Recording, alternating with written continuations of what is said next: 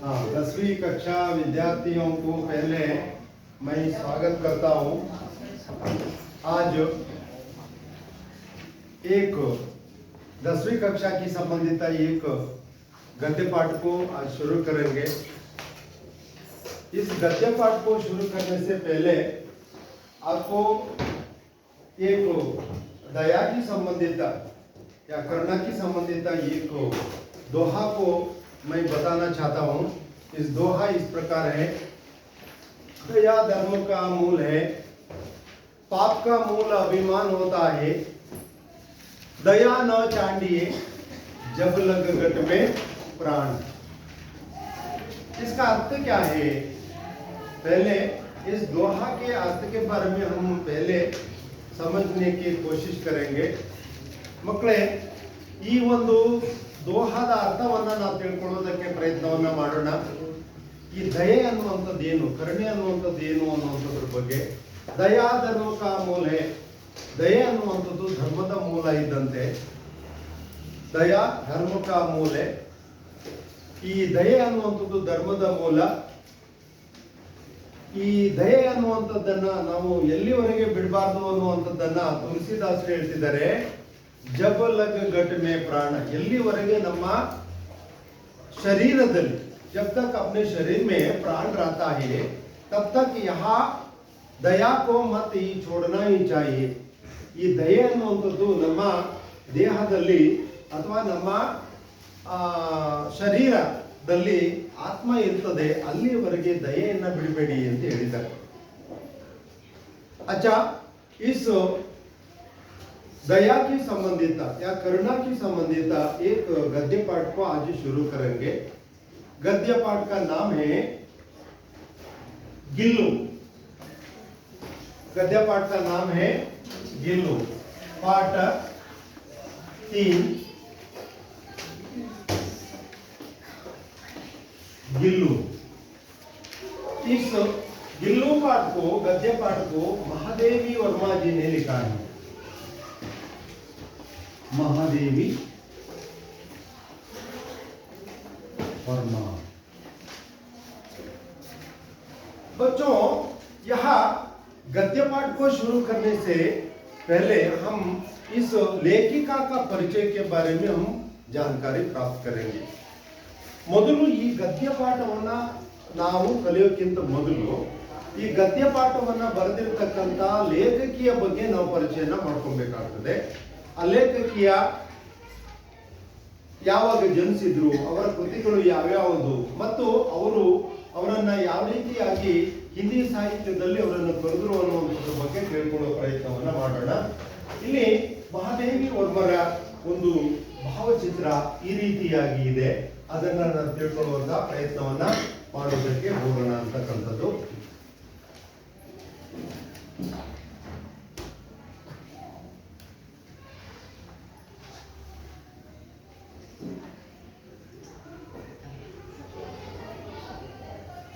देखिए, महादेवी वर्मा जी की ये तस्वीर है। महादेवी ವರ್ಮರವರ ಇದು ಒಂದು ಚಿತ್ರವನ್ನ, ಅವರ ಒಂದು ಭಾವಚಿತ್ರವನ್ನ ನಾವು ನೋಡ್ತಾ ಇದ್ದೇವೆ। ಇವರೇ ಹಿಂದಿ ಸಾಹಿತ್ಯದ ಒಬ್ಬ ಮಹಾನ್ ಕವಯತ್ರಿ ಕೂಡ, ಇವರು ಲೇಖಕಿ ಅಂತಕ್ಕಂಥದ್ದನ್ನ ನಾವು ಈ ಸಂದರ್ಭದಲ್ಲಿ ಹೇಳ್ಬೋದು ಅಂತಕ್ಕಂಥದ್ದು। ಇಲ್ಲಿ ಅವರ ಪರಿಚಯನ ನಾವು ಮಾಡೋದಾದ್ರೆ, महादेवी वर्मा जी का ये परिचय के बारे में हम जानकारी प्राप्त करेंगे। ನಾವು ಈ ಗದ್ಯ ಪಾಠವನ್ನ ಆರಂಭವನ್ನ ಮಾಡೋಕ್ಕಿಂತ ಮೊದಲು ಇವರ ಬಗ್ಗೆ ಪರಿಚಯನ ನಾವು ಮಾಡ್ಕೊಳ್ತಕ್ಕಂಥದ್ದು ಮುಖ್ಯ। महादेवी वर्मा जी इस गिल्लू पाठ को लिखी गई है। वो इसका एक जन्म, महादेवी वर्मरवರ जन्म 24 मार्च 1907 को, ಅವರು ಹುಟ್ಟಿರ್ತಕ್ಕಂಥದ್ದು 24ನೇ ಮಾರ್ಚ್ ಕ್ರಿಸ್ತಶಕ 1907ರಲ್ಲಿ ಅವರು ಜನಿಸ್ತಾರೆ। ಉನ್ಕಾ ಜನ್ಮ ಸ್ಥಾನ, ಅವರ ಹುಟ್ಟಿರ್ತಕ್ಕಂಥ ಸ್ಥಳ ಯಾವುದು ಅಂತಂದ್ರೆ ಫರೂಖಾಬಾದ್ ಅಂತಕ್ಕಂಥದ್ದು। ಪಿತಾಕ ನಾಮ್, ಇವರ ತಂದೆ ಹೆಸರು ಗೋವಿಂದ ಪ್ರಸಾದ್ ವರ್ಮಾ ಅಂತಕ್ಕಂಥದ್ದು। ಪಿತಾಕ ನಾಮ್ ಕ್ಯಾ ಹೇ? ಗೋವಿಂದ ಪ್ರಸಾದ್ ವರ್ಮಾ।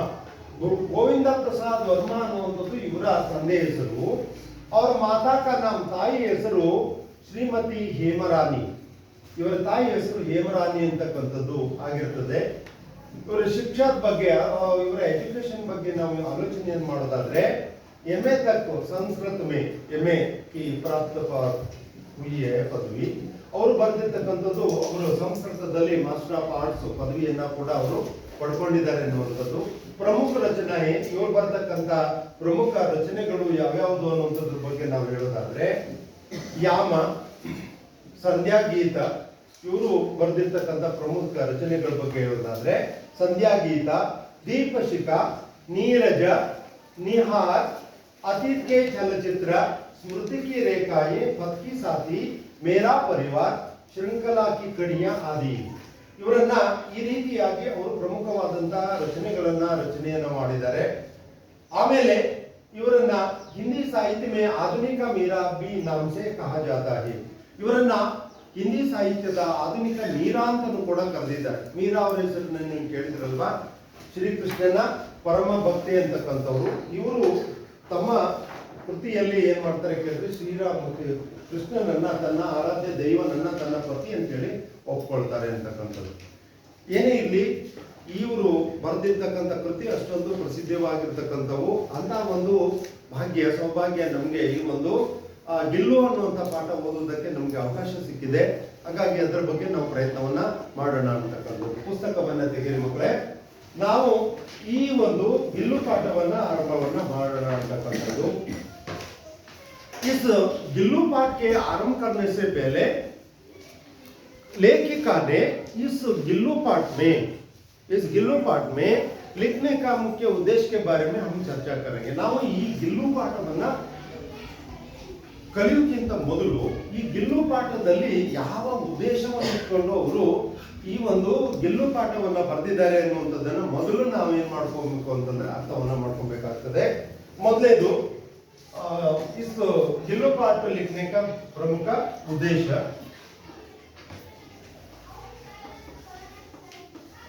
ನಾವು ಗಿಲ್ಲು ಪಾಠದ ಉದ್ದೇಶವನ್ನ ತಿಳ್ಕೊಳ್ಳೋದಕ್ಕೆ ಪ್ರಯತ್ನವನ್ನ ಮಾಡೋದಾದ್ರೆ ಮೊದಲನೆಯ ಉದ್ದೇಶ ಅವರು ಈ ಗಿಲ್ಲು ಪಾಠದ ಪ್ರಮುಖವಾಗಿರತಕ್ಕಂಥ ಆಶಯದ ಬಗ್ಗೆ ಹೇಳೋದಾದ್ರೆ ಸ್ನೇಹ ಭಾವ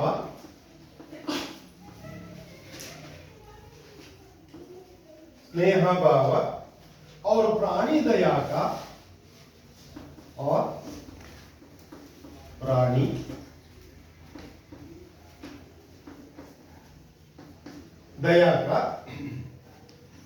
दया की सीख मिलती है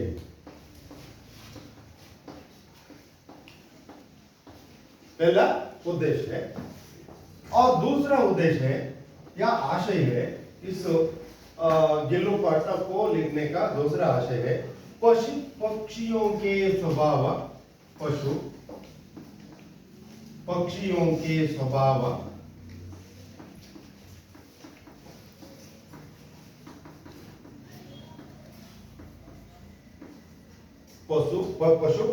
के स्वभाव तथा उनकी जीवन शैली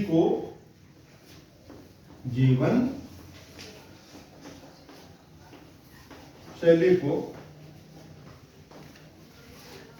सीखता है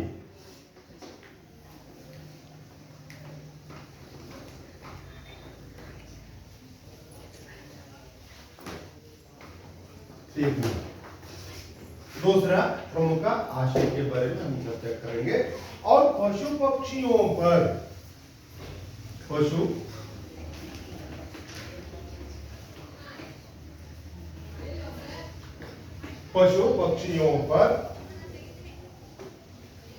पशु पक्षियों पर महादेवी वर्मा के प्रेम को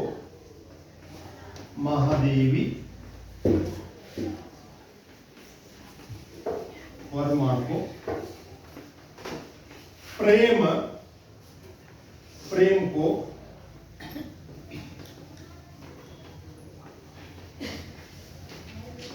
जानते हैं और अंतिम उद्देश्य के बारे में हम जानकारी प्राप्त कराएंगे आमतौर पर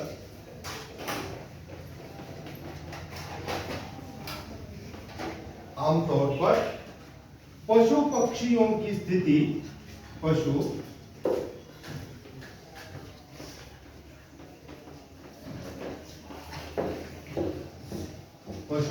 पक्षियों की स्थिति चाहे स्थिति को समझाना।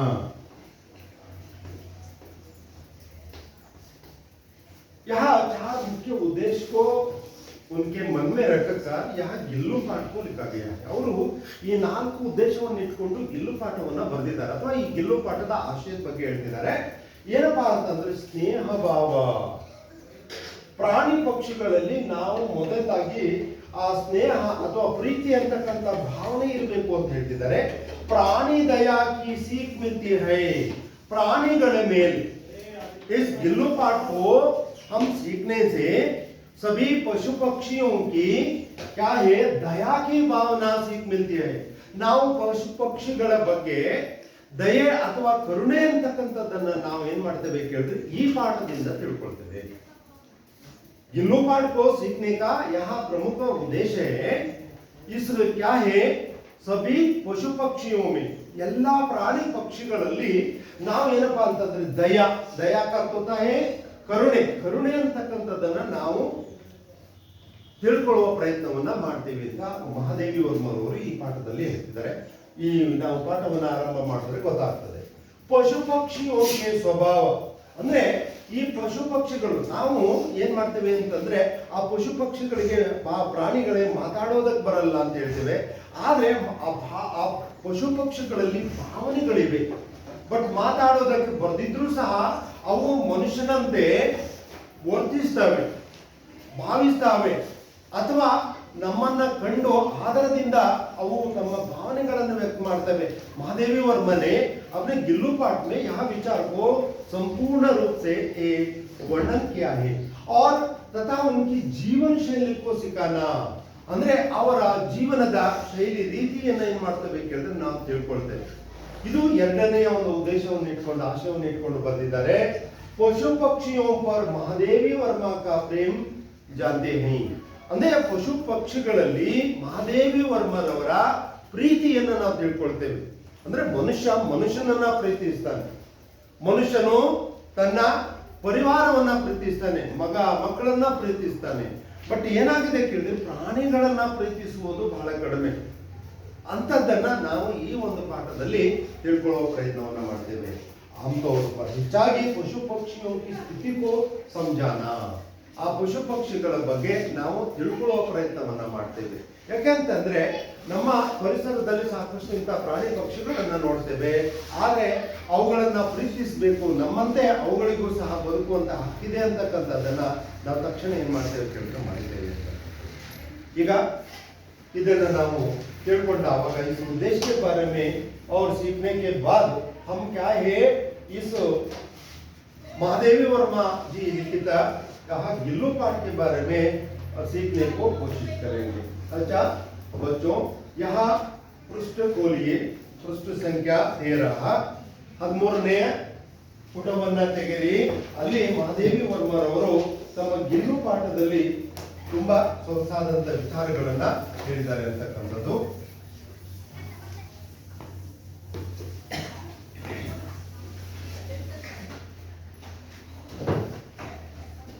हाँ, क्या है पाठ 3 गिल्लू।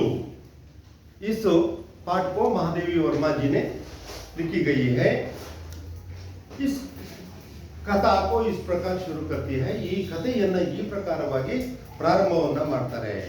अचानक एक दिन सवेरे कमरे से बरामदे में आकर मैंने देखा तो 2 कौवे एक गमले के चारों ओर चोंचों से चुआ चुअल जैसा खेल खेल रहे हैं।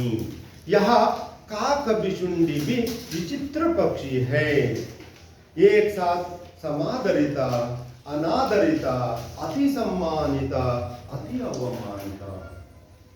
आरंभ में महादेवी वर्मा जी ने कौवा के विचारों को व्यक्त की गई है। ಕಾಗೆಯ ಬಗ್ಗೆ ಅವರು ಹೇಳುವುದಕ್ಕೆ ಮುಂದಾಗಿದ್ದಾರೆ। ಯಾಕೆ ಕಾಗೆಯ ವಿಚಾರಗಳನ್ನು ಹೇಳಿದ್ರು ಅನ್ನುವಂಥದ್ದನ್ನ ನಾನು ತಿಳ್ಕೊಳ್ಳೋ ಪ್ರಸ್ತಾವನೆ ಮಾಡೋಣ। अचानक का अर्थ क्या है? सडनली, ಕೂಡಲೇ, ತತ್ಕ್ಷಣ। एक दिन ಒಂದು ದಿನ. ಆ ಕಥೆಯನ್ನು ಶುರು ಮಾಡ್ತಿದ್ದಾರೆ. ಆ ಒಂದು ರೇಖಾಚಿತ್ರದ ವಿಚಾರಗಳನ್ನು ಹೇಳ್ತಿದ್ದಾರೆ. ಒಂದು ದಿನ ಅಚಾನಕ್ಕಾಗಿ ಕಮ್ರೆ ಕೊಠಡಿ, ಕಮ್ರೆ ಕೊಠಡಿ, ಏಕವಚನ ಬಹುವಚನ?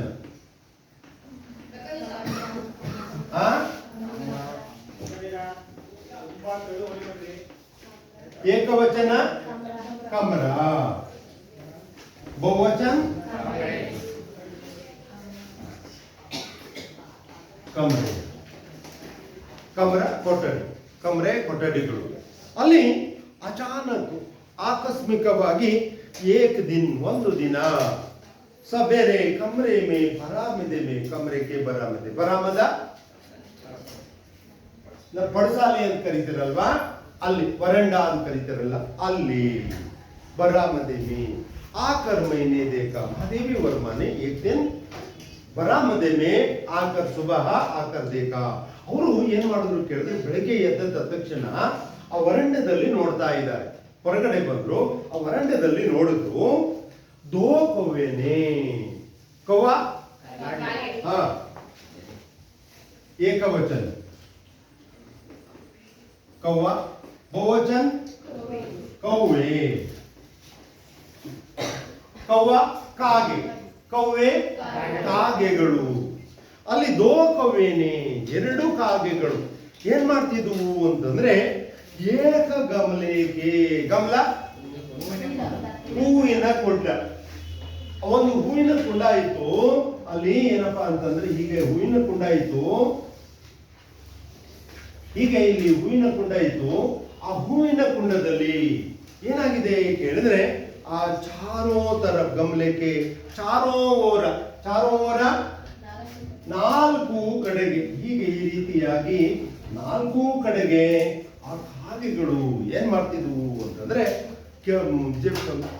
ಚಾರೋ ಸೇ ಚುವಾ ಚುವಲ್ ಹಾ ಕೊಕ್ಕಿ ಅವು ಏನ್ ಮಾಡ್ತಿದ್ವು ಕೇಳಿದ್ರೆ, ನಾಲ್ಕು ಕಡೆಗೆ ಆ ಒಂದು ಪಾಟಿನಲ್ಲಿ ಏನ್ ಮಾಡ್ತಿದ್ವು ಕೇಳಿದ್ರೆ ಕುಗ್ತಾ ಇದ್ದಿದ್ವು. ಜೈಸಾ ಕೇಲ್ ರೇ ಹೈ, ಉದಾಹರಣೆಗೆ ಹೇಗಂತಂದ್ರೆ, ಅವು ಆಟವನ್ನ ಆಡ್ತಾ ಇದ್ವು. ಯಾವ ಕಾಗೆಗಳು, ಆ ಕಾಗೆಗಳು ಆಟವನ್ನ ಆಡ್ತಾ ಇದ್ದಿದ್ವು ಅಂತ ಹೇಳಿ ಮಹಾದೇವಿ ವರ್ಮರವರು ಹೇಳ್ತಿದ್ದಾರೆ. ಕೇಲ್ ರೇ ಹೈ ಯಹ, ಇದು ಕಾಕ ಬಿಶುಂಡಿ ಹಾ ಪುರಾಣದಲ್ಲಿ ಕಾಗೆಯನ್ನ ಎಲ್ಲಾ ಪಕ್ಷಿಗಳ ಗುರು ಅಂತ ಕರೆಯಲಾಗಿದೆ. ಏನು?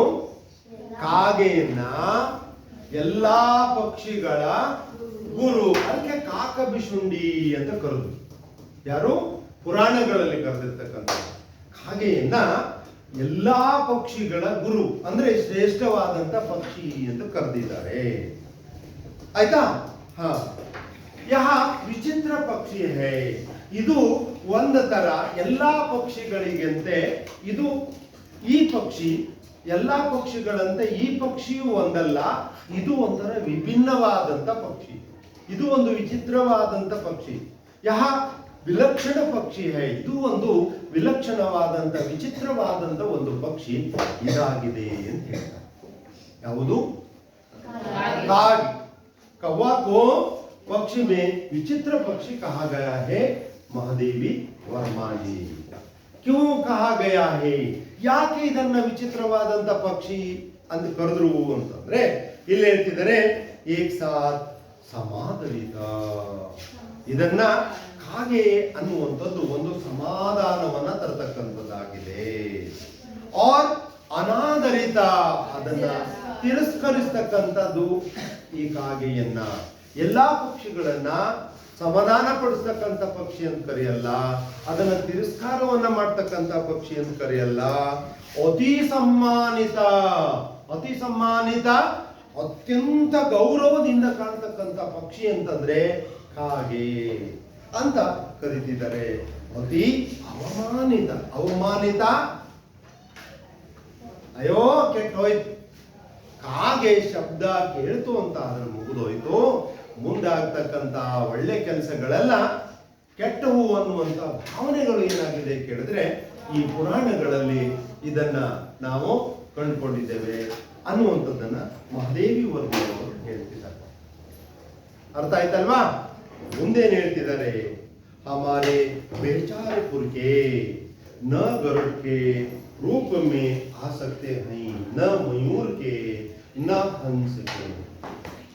महादेवी वर्मा जी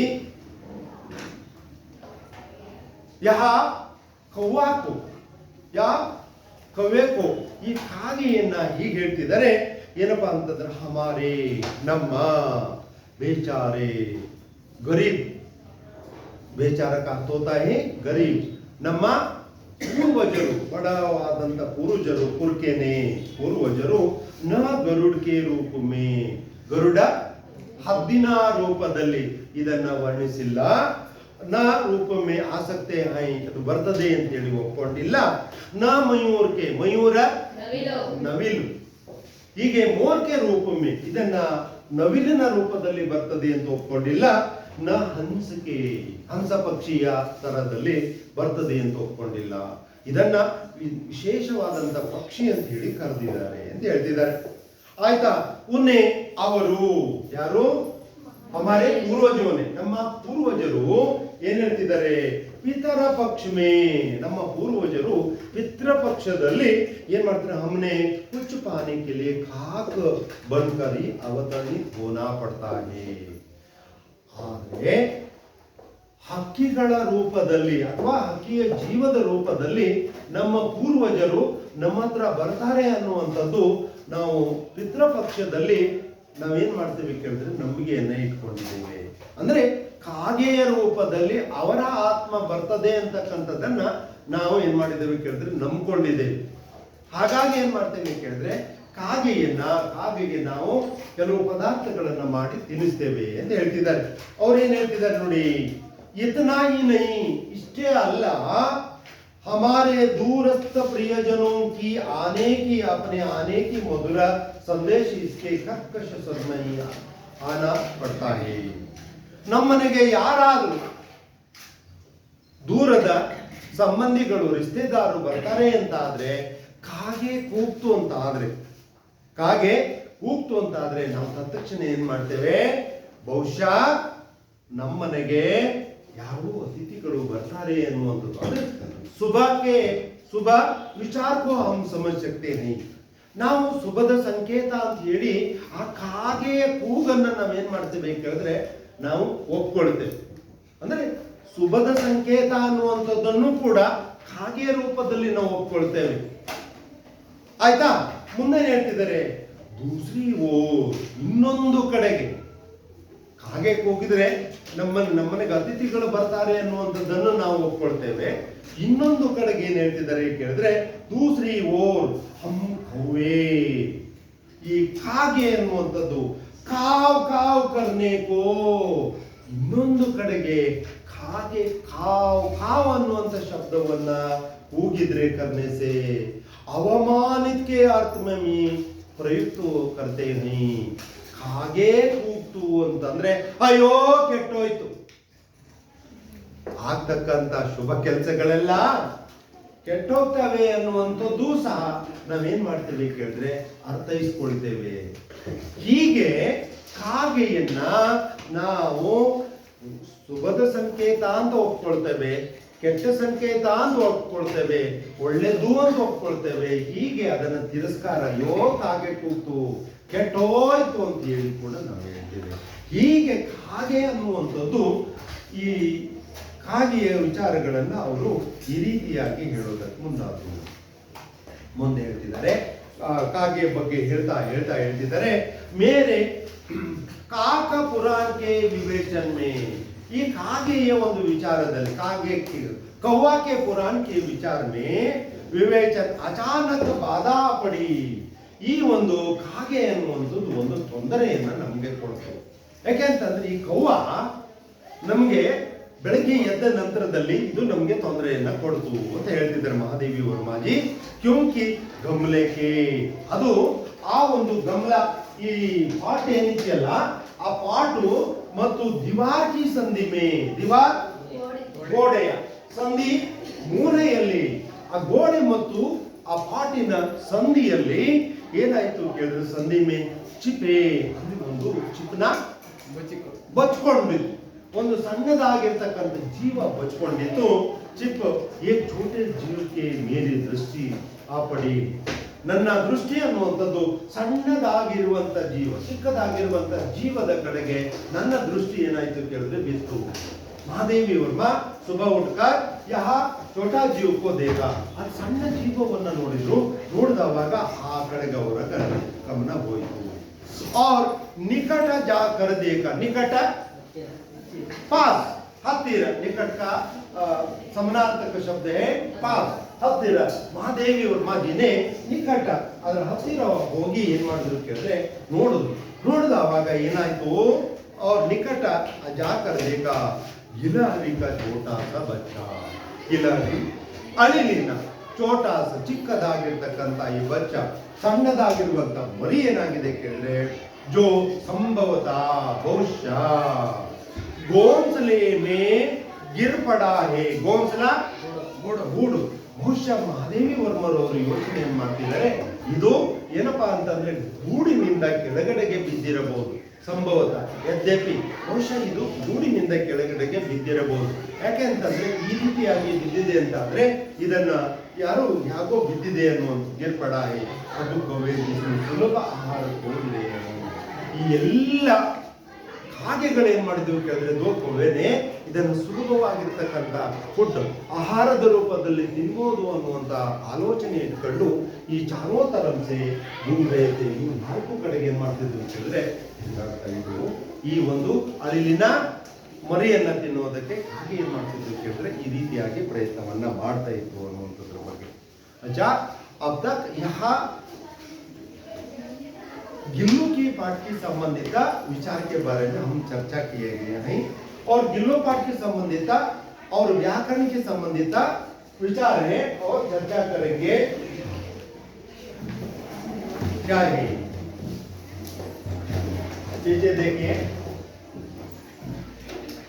गिल्लू का चित्रपट है. देखिए क्या ಇದು ಒಂದು ಅಳಿಲಿನ ಚಿತ್ರವನ್ನ ನಾನು ಇಲ್ಲಿ ನಿಮಗೆ ತೋರಿಸುವಂತ ಪ್ರಯತ್ನವನ್ನ ಮಾಡ್ತಾ ಇದ್ದೇನೆ ಮಕ್ಕಳೇ. ಈಗ ಏಕೈಕ ವಾಕ್ಯ ಉತ್ತರ ಲಿಖಿಗೆ ಸಂಬಂಧಿತ ಪ್ರಶ್ನೆ, ನಾನು ಒಂದೊಂದು ಪ್ರಶ್ನೆಯನ್ನ ಕೇಳ್ತಾ ಹೋಗ್ತಿದ್ದೇನೆ. ಯಹ ಪ್ರಶ್ನೆಗೂ ಉತ್ತರ ದೀಜಿಯೇ. ಗಿಲ್ಲು ಕೈಸಿ ರಚನಾ ಹೇ. ಗಿಲ್ಲು ಅನ್ನುವಂಥದ್ದು ಎಂತ ರಚನೆ ಎಂದು ಕೇಳಿದ್ದಾರೆ. ಎಂತ ರಚನೆ ಇದೆ ಹೇಳಿ. ಗಿಲ್ಲು ಗಿಲ್ಲು ಏಕ್ ರೇಖಾಚಿತ್ರ ಹೇ. ಇದು ಒಂದು ರೇಖಾಚಿತ್ರ ಅಂತಕ್ಕಂಥದ್ದು. ಗಿಲ್ಲು ಏನು ರೇಖಾಚಿತ್ರ ಅನ್ನುವಂಥದ್ದು. दूसरा प्रश्न है हमारे पुरखे किस रूप में आते हैं. पुरखे ಪೂರ್ವಜರು, ನಮ್ಮ ಪೂರ್ವಜರು ಪಿತೃಪಕ್ಷದಲ್ಲಿ ಯಾವ ರೂಪದಲ್ಲಿ ಬರ್ತಾರೆ ಎನ್ನುವಂಥದ್ದನ್ನ ಕೇಳಿದ್ರು. ಕವ್ವೆ ಕೆ ರೂಪ कव्वे के रूप में हमारे बेचारे पुरखने आते हैं ಅಲ್ವಾ. ನಮ್ಮ ಪೂರ್ವಜರು ಯಾವ ರೂಪದಲ್ಲಿ ಬರ್ತಾರೆ, ಕಾಗೆಯ ರೂಪದಲ್ಲಿ, ಕಾಗೆಯ ಜೀವದ ಆತ್ಮದ ರೂಪದಲ್ಲಿ ಬರ್ತಾರೆ ಅನ್ನುವಂತ ನಮಗೆ ಇದೆ ಅಂತ. ಆಯ್ತಾ. और एक प्रश्न अगला प्रश्न है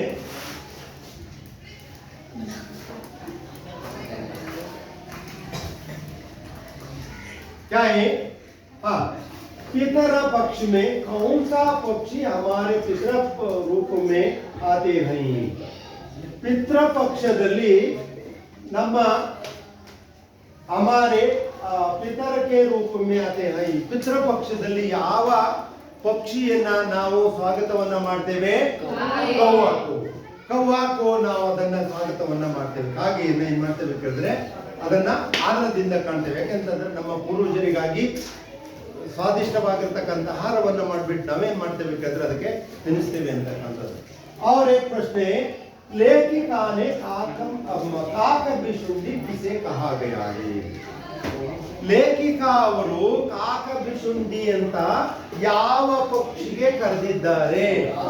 ಕವ್ವಾಕು. महादेवी वर्मा जी ने कौवा को काकभिशुंडी नाम से कहा गया है. ಕಾಕಭಿಶುಂಡಿ ಎನ್ನುವಂತ ಹೆಸರಿನಿಂದ ಏನ್ ಮಾಡಿದ್ದಾರೆ ಕೇಳಿದ್ರೆ ಕರೆದಿದ್ದಾರೆ ಎನ್ನುವಂತ. और गिल्लू किस अवस्था में लेखिका के पास आया था. ಮಹಾದೇವಿ ವರ್ಮರವರಿಗೆ ಯಾವ ಸ್ಥಿತಿಯಲ್ಲಿ ಆ ಒಂದು ಅಳಿಲಿನ ಮರಿ ದೊರೆಯಿತು ಅಂತ ಹೇಳ್ತಿದ್ದಾರೆ. ಯಾವ ಸ್ಥಿತಿಯಲ್ಲಿ ದೊರೆಯುತ್ತದು? ಗಾಯಲ್ಕಿ ಸ್ಥಿತಿ. ಅದು ಗಾಯಾಳು ಆಗಿತ್ತು. ಅಂತ ಸ್ಥಿತಿಯಲ್ಲಿ ಏನಪ್ಪಾ ಅಂತಂದ್ರೆ ಅದು ನಮಗೆ ಸಿಕ್ಕಿತ್ತು ಅನ್ನುವಂಥದ್ರ ಬಗ್ಗೆ ಹೇಳ್ತಿದ್ದಾರೆ. ಆಯ್ತಾ? और एक व्याकरण की संबंधित एक्टिविटी है और इस एक्टिविटी को विलोम शब्द की संबंधित प्रश्न है. एक एक को मैं बताता हूँ. विलोम शब्द है. जीवन का विलोम शब्द भवानी. भवानी मरण. सही है बैठो. दिन का विलोम शब्द गौरम्मा. रात. सही है. सुबह का विलोम शब्द पांडो. शाम. सही है. सुबह का अर्थ होता है बेड़गे. शाम का अर्थ होता है सायंकाल. कुछ का विलोम शब्द नूतन. कुछ. थोड़ा. बहुत ज्यादा. अल्वा. हाँ. उसी प्रकार छोटा का विलोम शब्द बड़ा. छोटा का अर्थ होता है स्मॉल. बड़ा का बिग. अच्छा. निकट का विलोम शब्द उसका निकट दूर. और उठना का विलोम शब्द बैठना. उठना एड़ोर. बैठना ಕೂರೋರ್. रोना का विलोम शब्द हंसना. भीतर का विलोम शब्द भीतर अंदर. बाहर ಹೊರಗೆ. और अच्छा का विलोम शब्द बुरा. पकड़ना का विलोम शब्द पकड़ना हिड़को. छोड़ना बिड़ो. अच्छा. और एक वचन की संबंधित प्रश्न है. वो कमरे हैं. कमरे बहुवचन शब्द है. एक वचन कमरा. गमले बहुवचन शब्द है. एक वचन शब्द ಪಾಟ್ ಅಂತ ಕರಿತೀವಲ್ವಾ. ಹೂಕುಂಡ ಅಂತ ಕರಿತೇವೆ. ಇಲ್ಲಿ ಗಮಲೆ ಅಂತಂದ್ರೆ ಹೂಕುಂಡಗಳು ಅಂತ. ಇಲ್ಲಿ ಗಮಲ ಅಂತಂದ್ರೆ ಹೂಕುಂಡ ಅನ್ನುವಂಥದ್ದು. ಆಂಕ್ ಅಂದ್ರೆ ಏನು? ಕಣ್ಣು. ಇದು ಏಕವಚನ. ಆಂಕೆ. ಆಂಕೆ ಕಣ್ಣುಗಳು. ಕಿಟಕಿ. ಕಿಟಕಿ. खिड़कियां बहुवचन शब्द. खिड़कियां. खिड़की एक वचन शब्द है. बहुवचन खिड़कियां. पर्दा. पर्दा एक वचन शब्द है. पर्दे बहुवचन शब्द है. और लिपापा. लिपापे. लकोटे. लकोटेಗಳು. ಆಯ್ತಾ? और सूचना. सूचना.